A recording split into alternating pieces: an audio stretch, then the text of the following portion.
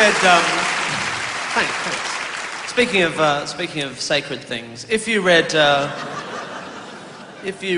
the newspapers about midway through last year, you would have come across this story about this idiot, this fucking idiot, this American fucking idiot who decided on the approach to the anniversary of 9/11 that he was going to collect and burn as many copies of the Quran as he possibly could. And then there were these other bunch of fucking idiots who thought the right idea would be to publicise this fucking idiot's idiotic idea by writing about it in every newspaper in the fucking world. And then there was this third bunch of fucking idiots who decided that they would respond to these idiots reporting this idiotic fucking idiot by claiming that they would eke out revenge on this idiot if he idiotically burned their sacred book. And the problem with this situation, apart from the obvious surplus of fucking idiots, is the central notion that an object can be sacred. So what makes an object sacred? This is my copy of the Holy Quran.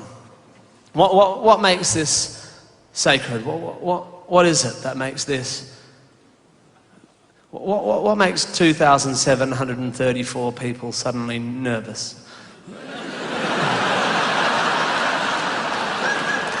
About the fact that I have a copy of this book on this object. How is it different from this, my copy of Harry Potter and the Deathly Hallows? And please, I'm not saying it's not. It clearly is. But where is the sacredness? Where is the difference? But because you'd assume, wouldn't you, that it's in the words, it's in the text where the sacredness lies. It's the text, the incineration of which we fear or deplore. And yet, since the invention of the printing press and latterly the internet, these words, happily, these historic words, have been reproduced billions of times. These words are indestructible. So it can't be that. So is it the look? Can you judge the sacredness of a book by its cover?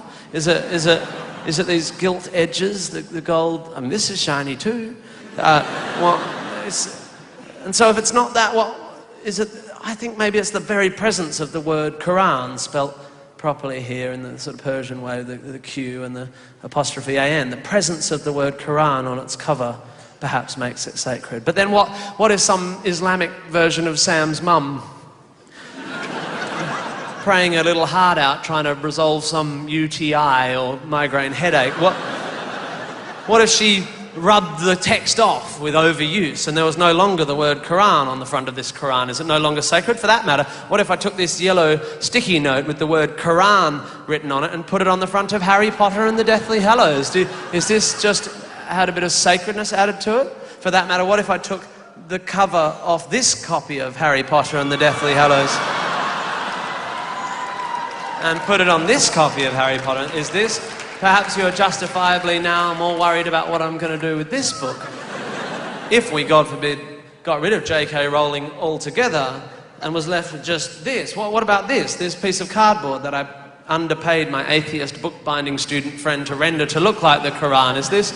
And then again, whether or not someone holds a book sacred, why would you burn it? What sort of fucking idiot burns a book? Burning a book is like burning a bra. After the adrenaline of this symbolic moment is over, all you're left with is a pile of ashes and unsupported boobs. Idiot.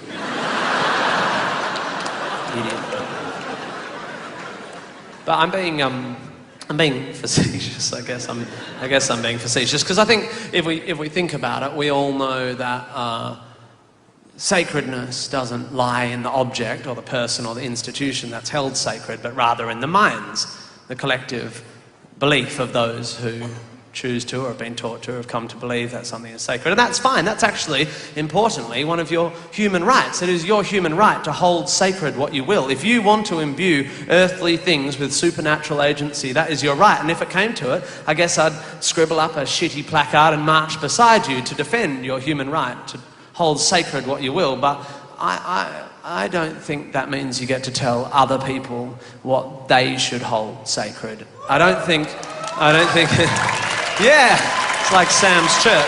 Woo. I don't think you get to tell me what historical figures I may or may not satirize in cartoon form, and I don't think you get to tell me who I can and cannot criticize and in what language I can or cannot criticize them, because one thing seems to be a truth, and that is that if a person or an institution are held sacred by too many people, then they are by definition beyond criticism. And when a person or an institution becomes beyond criticism, it seems they slip inevitably towards corruption.